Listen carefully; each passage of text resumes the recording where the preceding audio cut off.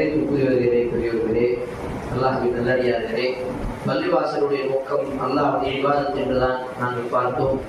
பள்ளிவாசலில் தடை செய்யப்பட்ட சில விஷயங்கள் இருக்கிறது, அதையும் நாங்கள் கவனித்துக் கொள்ள வேண்டும். முதல் விஷயம், பள்ளிவாசலில் உலகம் சார்ந்த வியாபார விஷயம், எந்த விதமான வியாபாரமும் இந்த பள்ளிவாசல் நாங்கள் பேசக்கூடாது. இவ்வளவு வாங்கி இருக்கிறோம், இவ்வளவு கொடுக்கிறோம், இவ்வளவு வாங்குறீங்களா, இவ்வளவு தேவை இருக்கிறது, வியாபாரம் சம்பந்தமாக எந்த விதமான விஷயம் பள்ளிவாசல் பேசக்கூடாது. அல்லாஹ்வுடைய தூதர் ஸல்லல்லாஹு அலைஹி வஸல்லம் அதை தடை செய்திருக்கிறார்கள்.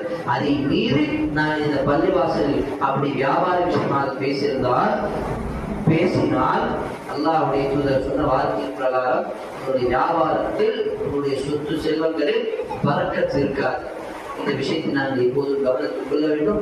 அதே போன்று அல்லாஹ்வுடைய தூதர் ஸல்லல்லாஹு அலைஹி வஸல்லம் பள்ளிவாசலில் வந்தவுடன் சில ஒழுக்கத்தை சொன்ன பொழுது சில தடைகளையும் சொல்லியிருக்கிறார்கள். பள்ளிவாசல் வந்தவுடன் இந்த விஷயங்களை செய்யக்கூடாது. அதில் மிக முக்கியமான விஷயம் என்ன? பள்ளிவாசலில் அசுத்தம் செய்யக்கூடாது. பள்ளிவாசலில் அசுத்தத்தை செய்யக்கூடாது.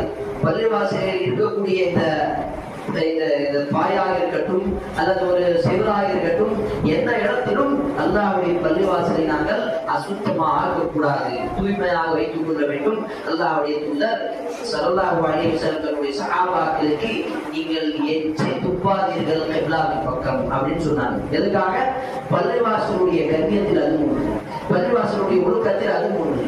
அப்ப சஹாபாக்கள் காலத்தில் அங்கெல்லாம் கல்லு மண்ணா இருந்தது, அதனால்தான் தன்னுடைய காலுக்கு கீழே துப்பலாம் என்று சொன்னார்கள். ஆனா இந்த காலத்துல நம்ம துப்ப முடியாது. அதுக்கு நம்ம என்ன செய்யணும்? ஏதாவது ஒரு சளி வந்துருச்சு அப்படின்னு சொன்னா ஒரு கர்ச்சீப் எடுத்துக்கணும். அந்த நேரத்துல அந்த கர்ச்சீப்ல சளி போட்டுட்டு அதுக்கப்புறம் போய் கழுவிக்கலாம்.